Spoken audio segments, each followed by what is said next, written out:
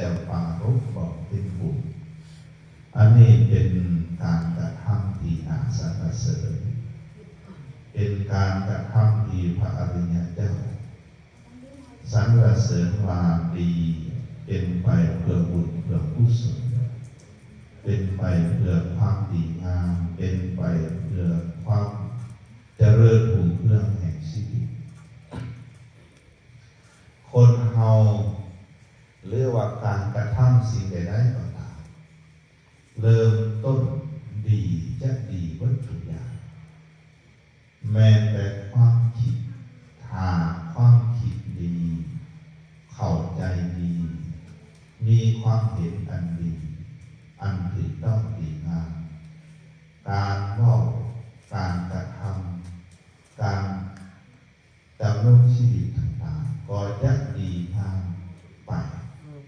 สิ่งอะไรก็ตามถ้าเริ่มต้นดีจะดีไปตลอดถ้าเริ่มต้นคิดจะคิดพลาดไปตลอดเพราะฉะนั้นเวลาเอาเหตุอันใดก็ตามทำอะไรก็ตามการเริ่มต้นจริงเหตุพิธีกรรมให้มันเป็นสิริมงคล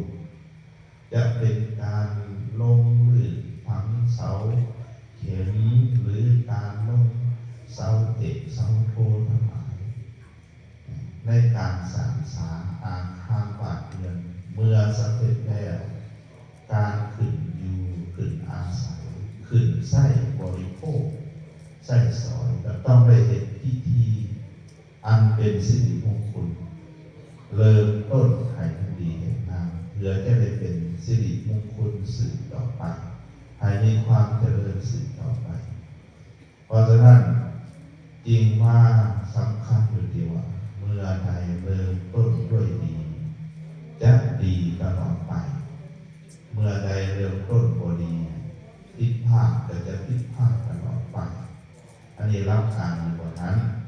ทีนี้เมื่อเขาได้มีโอกาสได้กระทำบุญบำเพ็ญทานบำเพ็ญศีลได้ฟังธรรมก็ยิ่งเจริญยิ่งขึ้นไปเมื่อกี้นี้ได้เทศกันที่หนึ่งว่าด้วยปารมีคำว่าปารมีหรือเทศปัญญาปารมีในงานเพิ่นได้เข้าวัดผู้บัตรผ่านพระสงฆ์มาหลายสิบปีคงจะได้ฟังตลอดได้ฟังเรื่อยๆแต่เมื่อถามว่าปารมีเป็นอย่างแม่อาจจะว่าปารมีก็คือปารมีแล้วเป็นของดีนั่นแหละก็ว่าแต่ว่าเพราะฉะนั้นจริงว่าเสริมมาเติมเพิ่มความเข้าใจให้เป็นบุญเป็นทานเป็นบุญเป็นกุศลที่นี่ขึ้นไปคำว่าปารมีอย่างโยมมองทั้งหลายแม่เอาก็คือกันปารมีแปลว่าการบำเพ็ญความดีให้เต็มเมื่อใดบำเพ็ญคุณงามความดีบำเพ็ญบุญกุศลนั่นคือการสร้างปารมีพระพุทธเจ้าบำเพ็ญปารมีสาวอักสงไขยกำไรอีกแสนมหากัปจริงเต็มบริบูรณ์ได้รักษาผู้เป็นองค์พระสัมมาสัมพุทธเจ้าที่ประเสริฐกว่าเราทั่วเทวดาและมนุษย์ทั้งหลายนั่นเพราะการบำเพ็ญปารมีคุณงามความดีพวกเราได้เกิดมาเป็นมนุษย์เพราะมีคุณความดีคือปารมีที่ได้กระทำไว้เพราะฉะนั้นจริงบอกประมาทในการบำเพ็ญคุณงามความดีคำว่าการบำเพ็ญคุณงามความดีการกระทำดีในที่นี้เหตุแบบใดในพระพุทธศาสนาสอนหนึ่งบำเพ็ญทานสองบำเพ็ญศีลสามบำเพ็ญการสำรวมสี่บำเพ็ญการอบรมข่มใจฝึกตนเองห้าการบูชาในพระเจดีย์หกการถวายทานแก่สงฆ์เจ็ดการเลี้ยงมารดาบิดาให้เป็นสุขแปดการหักแขกต้อนหักแขกปฏิสันถานเรานี่จะเป็นความดีเมื่อใดพวกเขากระทำเข้าไป เป็นความดีอันที่หนึ่งคือการให้ทานเมื่อกี้นี้ปารมีเป็นเริ่มต้นด้วยทานปารมีการบำเพ็ญความดีให้เต็มด้วยการให้ทานถ้าว่าให้ทานในส่วนหลายคนลาเอาเข้าใจคือการเอาไปเฮ็ดพิธียกให้พระสงฆ์เป็นบ่ถ้าเอาให้กันนี่บ่เอิ้นว่าทานแต่ในความหมายของคำว่าทานแปลว่าการให้การสละที่หนึ่งสละความตนีออกจากตนสองสละความเห็นแก่ตัวเมื่อใดเฮาสละออกไปนั่นเอาความเห็นแก่ตัวเอาความตนีออกจากเฮาไปสิ่งที่เฮาได้รับขึ้นมาเนี่ยหนึ่งวัตถุออกไปแต่สิ่งที่ได้กลับมาคือคุณธรรมความดีได้แก่ความเสียสละเพื่อแผ่แบ่งปันการเสียสละเพื่อแผ่แบ่งปันเป็นคุณธรรมอันหนึ่งคือความเมตตาปราณีคนหากบ่มีความเมตตากรุณาต่อกันมันจะเสียสละให้แก่กันและกันยากเพราะฉะนั้นวัตถุสมบัติออกไปแต่สิ่งที่กลับเข้ามาใหม่คือคุณธรรมความดีนั่นคือเหตุผลของการให้ทานให้ทานได้แก่การเสียสละเพื่อแผ่แบ่งปันสละความตนีและเห็นแก่ตัวเพราะฉะนั้นการให้ทานนี้จริงให้นักไถก็ได้แม้แต่สัตว์เดรัจฉานยังมีผลเป็นห้อยอย่างพวกเขาเลี้ยงสัตว์ให้อาหารแก่สัตว์ได้ผลเป็นห้อยแต่ว่าทานที่มีผลอันเลิศสูงสุดนับประมาณเท่าไหร่คือให้แก่ผู้มีศีลพระพุทธเจ้าว่าศีลเป็นเลิศที่สุดในโลกเป็นอย่างพวกเขาจริงนิยมให้ทานในพระสงฆ์พอเขาถือว่าทานนั้นเป็นผู้มีศีลเป็นนักบวชสามเณรมีศีลพระสงฆ์มีศีล227จึงให้ทานแก่ผู้มีศีลทานที่จะมีผลหลายคือให้ทานแด่ผู้มีศีลยิ่งคนมีศีลบริสุทธิ์พุทธผ่องกระไดยิ่งมีผลหลายอันนี้จริงว่าเฮาให้ทานให้แก่พระสงฆ์ทีนี้โดยทั่วไปในสังคมพวกเฮาก็ให้ได้โดยการเสียสละเพื่อประโยชน์ความสุขแก่สังคมช่วยเหลือผู้ได้รับความทุกข์เดือดร้อนนั่นจะเป็นทานบารมีทั้งหมดทีนี้การบำเพ็ญทานสองการบำเพ็ญศีลคืออย่างน้อยก็มีศีลห้าจริงศีลห้าเป็นมนุษยธรรมคือธรรมของมนุษย์อยู่ในสังคมถ้ามนุษย์ขาดศีลธรรมอย่างใดสังคมเดือดร้อนยิ่งมนุษย์ขาดศีลหลายเท่าใดกำแพงเพื่อนยิ่งใหญ่ขึ้นเท่านั้นไม่บอกตั้งแต่ในสมัยก่อนสังคมมีศีลมีธรรมโดยปกติบ้านเพื่อนที่คนต้องเรียนกำแพงมาถึงปัจจุบันนี้ความเจริญรุ่งเรืองต่างๆวัตถุเจริญขึ้นแต่ว่าศีลธรรมในจิตในใจหน่อยลงกำแพงเพื่อนกำแพงอาคารสถานที่สำนักงานหลักฐานทั้งหลายที่ใหญ่ขึ้น3 เมตร 4 เมตรนั่นก็บ่งบอกได้ว่ากำแพงแห่งศีลแห่งธรรมน้อยลงไปแต่กำแพงแห่งความเห็นแก่ตัวใหญ่ขึ้นสูงขึ้นนั่นเป็นสัจเพราะฉะนั้นการบำเพ็ญศีลอย่างน้อยมีศีลห้าข้อที่หนึ่งคือความหักความเมตตาบ่เบียดเบียนบ่ทำร้ายซึ่งกันและกันบ่เบียดเบียนกันให้เดือดร้อนศีลข้อที่สองให้เคารพในวัตถุสิ่งของผู้อื่นบ่ไปยากบ่ไปแย่งเอาของผู้อื่นมาเป็นของตนศีลข้อที่สามเคารพในของหักของหวงของผู้อื่นลูกเพิ่นเมียเพิ่นผัวเพิ่นคือศีลข้อที่สามให้ตนเองตั้งอยู่ในความเป็นคนมีคุณภาพก็คือเป็นคนเว้าจริงมีสัจจะเฮ็ดจริงกระทำจริงเว้าจริงคนที่เว้าจริงมีสัจจะคนนั้นเป็นคนมีคุณภาพพระพุทธเจ้าว่าคนใดที่ตัวหลอกลวงเหมือนเป็นกับปาก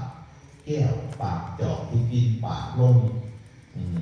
ปากจอกที่กินปากลงน้ำจะบ่เหลือข้างน้ำที่มีอยู่ก็จะบ่เหลือข้างน้ำใหม่ก็จะเทเข้าไปบ่ได้นี่สันใดคนดีหลอกลวงโลกความดียักหมดไป แม้แต่ความดีใหม่ก็ยากที่จะเกิดขึ้นทีนี้ศีลข้อที่5คือการมีสติสัมปชัญญะบ่ทำให้เกิดเหตุด้วยของมึนเมาอันนี้คือศีลของมนุษย์ในสังคมทีนี้ต่อมาบำเพ็ญความสำรวมได้แก่ความสำรวมในหมู่สัตว์บ่เบียดเบียนบ่ทำให้ผู้อื่นให้เดือดร้อนลำบากมีความเมตตากรุณาสงสาร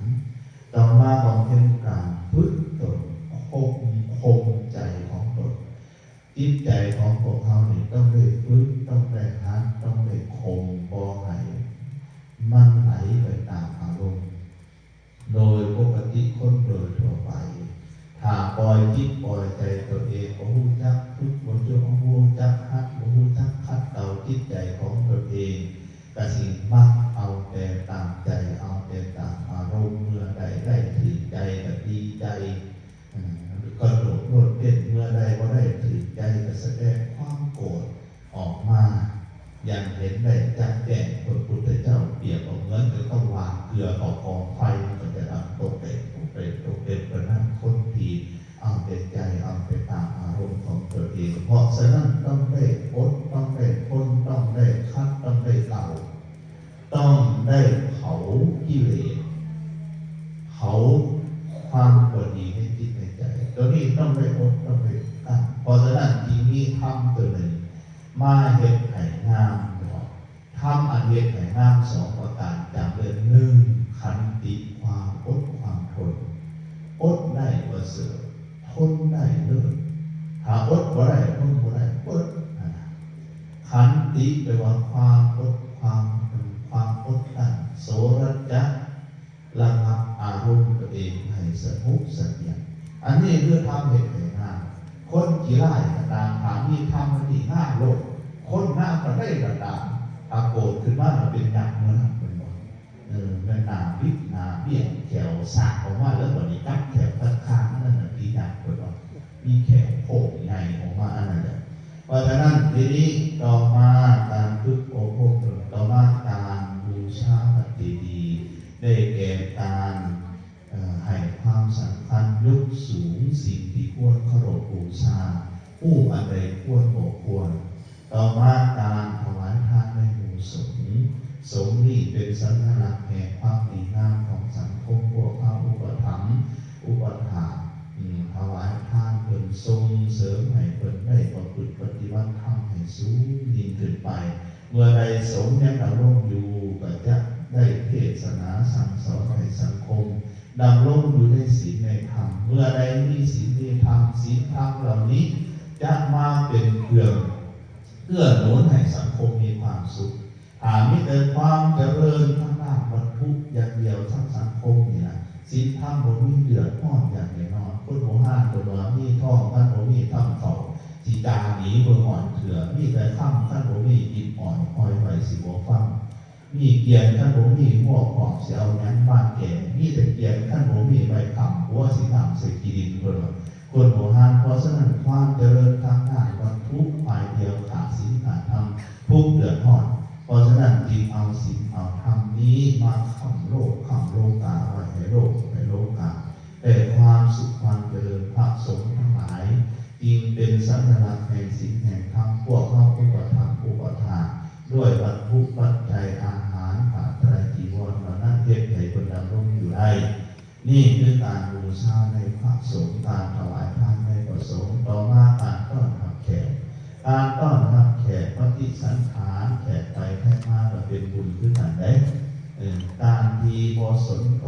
นใจต่อผู้อื่นเอาไปเป็นตัวเองนี่ก็บ่ได้ดีเลยการต้อนรับแขกต้อนรับญาติพี่น้องด้วยมิตรไมตรีด้วยหน้าตายิ้มแย้มแจ่มใสเป็นบุญอย่างหนึ่งเป็นธรรมอย่างหนึ่งว่าปฏิสันถานรักษาวัฏฏะเฮ็ดให้เกิดความเจริญอันนี้คือการบำเพ็ญคุณงามความดีคืออันนี้บ่ได้มีอันอื่นเลย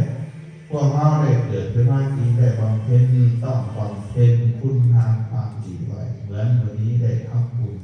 พิธีบุญพิธีกุศลพวกเราคือได้บำเพ็ญความดีในพิธี ธีต่างๆเพชรบุญเรือนของทานเศรษฐาทานนั่งนิดาพันเสร็จไม่แน่ในงานเนาะปลูกเป็นรักถึงเข้าขึ้นในงานแล้วก็วันนั้นที่พี่น้องทั้งหมดวันนี้จึงขออนุโมทนาสาธุการในบุญกุศลกิริยาสมบัติกิริยากุศลที่พวกเขาทั้งหลายได้บำเพ็ญไว้ด้วยดีขออนุภาพแห่งพระรัตนตรัยอนุภาพแห่งบุญกุศลจงรวบรวมเป็นเกศาอนุภาพอันประเสริฐเกิดเป็นผลดลบันดาลให้ทานเจ้าภาพคือทานเศรษฐาศรีสุพรรณทานนางนิกาวันวงศาพร้อมด้วยพอ